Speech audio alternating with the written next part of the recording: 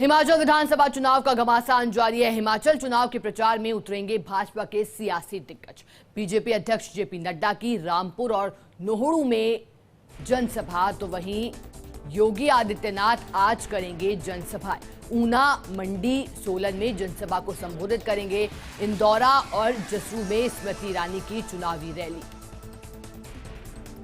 हिमाचल चुनाव का घमासान, हर पार्टी अब एक्टिव हो गई है। तमाम पार्टियां अपनी ओर से कोशिश कर रही हैं बड़ी जीत हासिल करने की। देखिए, घोषणा पत्र भी जारी कर दिया गया है। देखिए, नतीजे सबसे अहम 8 दिसंबर को नतीजे आएंगे और उससे पहले अब पार्टियां तैयारी कर रही हैं कि किस तरह से उन मुद्दों को उठाया जाए जिनका प्रभाव जनता पर सीधे तौर पर पड़े। और भाजपा के सियासी दिग्गज देखिए अब मैदान में उतरेंगे। घोषणा पत्र भी जारी करा है पार्टी की ओर से, भाजपा की ओर से भी, तो वहीं कांग्रेस ने भी घोषणा पत्र जारी कर दिया। अब तमाम ये पार्टियां मैदान में हैं और अपनी तरफ से वादे किए गए हैं। जहां फ्री बिजली की बात की गई है 300 यूनिट तक की, तो वहीं युवाओं को रोजगार देने का मुद्दा भी उठाया गया है, क्योंकि लगातार बेरोजगारी चिंता का विषय बनी हुई और ऐसे में युवाओं से एक बार फिर से रोजगार का वादा किया गया है। देखना यह होगा कि जनता किस पार्टी पर भरोसा जताती है। हालांकि हर कोई अपने ओर से दावे कर रहा है कि बड़ी जीत इस बार दर्ज की जाएगी। जिस तरह से भाजपा के दिग्गज भी लगातार कह रहे हैं कि हिमाचल में बड़े बहुमत से हमारी सरकार बनेगी। हर कोई अपनी ओर से दावा तो कर रहा है, लेकिन देखना यह होगा कि आखिरकार कौन सी पार्टी बाजी मार ले जाती है।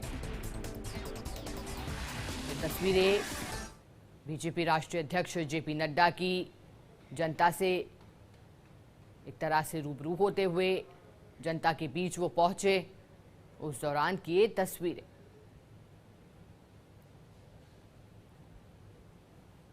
देखिए, जनसभा को संबोधित करेंगे इंदौरा और जसरू में।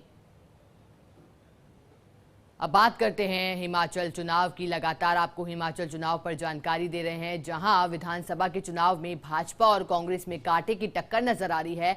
भाजपा ने रिवाज बदलने, तो वहीं कांग्रेस ने परंपरा कायम रखने के लिए अपनी पूरी ताकत लगा दी है।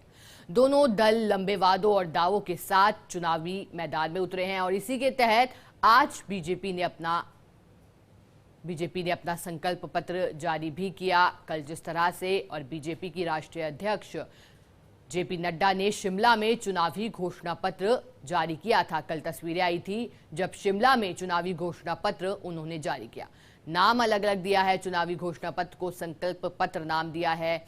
बीजेपी 11 संकल्पों के साथ चुनाव के मैदान में उतरेगी। घोषणा पत्र जारी करते हुए जेपी नड्डा ने क्या कहा था, अब जरा वो भी आपको बता देते हैं।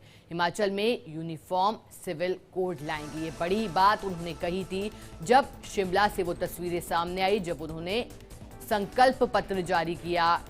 कल शिमला पहुंचे, वहां संकल्प पत्र जारी किया, क्योंकि देखिए अब थोड़ा ही समय शेष रह गया और अब हर कोई अपनी ओर से पूरी कोशिश कर रहा है। पूरा दमखम अब पार्टियां लगा रही हैं, जान फूंक दे रही हैं। कोई बदलाव की बात कर रहा है तो कोई बात कर रहा है कि जिस तरह से पहले हिमाचल में बड़ी जीत हासिल करी थी, उस तरह से एक बार फिर से बड़ी जीत हासिल की जाए। हर कोई अपनी ओर से यही प्रयास करता हुआ। अब कांग्रेस पार्टी ने भी घोषणा पत्र जारी किया था इससे पहले और कई वादे किए थे, जैसे हम आपको लगातार बता भी रहे हैं कि 300 यूनिट तक फ्री बिजली की बात कांग्रेस पार्टी ने कही। वहीं युवाओं को नौकरी देने की बात कही, साथ में ओल्ड पेंशन स्कीम को लाने की बात भी कही। जिस तरह से देखिए, राजस्थान में भी कर्मचारियों के हितार्थ ओल्ड पेंशन स्कीम को फिर से शुरू किया गया है, वैसे हिमाचल में भी अगर कांग्रेस पार्टी ने ये वादा किया एक तरह से जनता से, घोषणा पत्र में ये कहा है कि अगर वहां कांग्रेस की सरकार बनती है तो ओल्ड पेंशन स्कीम को लाया जाएगा। आपको बता रहे हैं वोटर्स की संख्या देखिए 27 लाख से ज्यादा है और अब इन लोगों के हाथ में पार्टी के भविष्य का फैसला एक तरह से।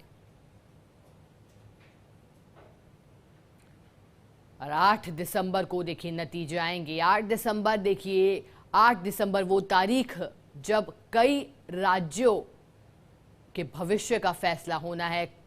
कौन सी सरकार, किस पार्टी की सरकार वहां बनती है, ये तय होना है 8 दिसंबर का वो दिन। कि हिमाचल चुनाव के नतीजे आएंगे 8 दिसंबर को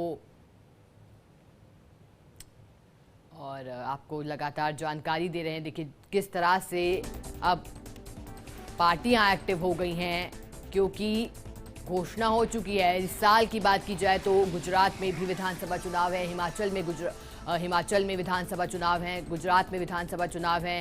इसके बाद अगले साल राजस्थान में विधानसभा चुनाव होने हैं।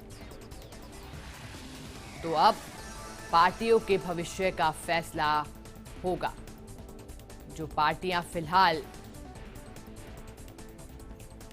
गद्दी पर हैं एक तरह से, क्या जनता उन्हें दोबारा से चुनती है या फिर बदलाव की ओर जनता देखना चाहती है, ये भी देखने वाली बात है।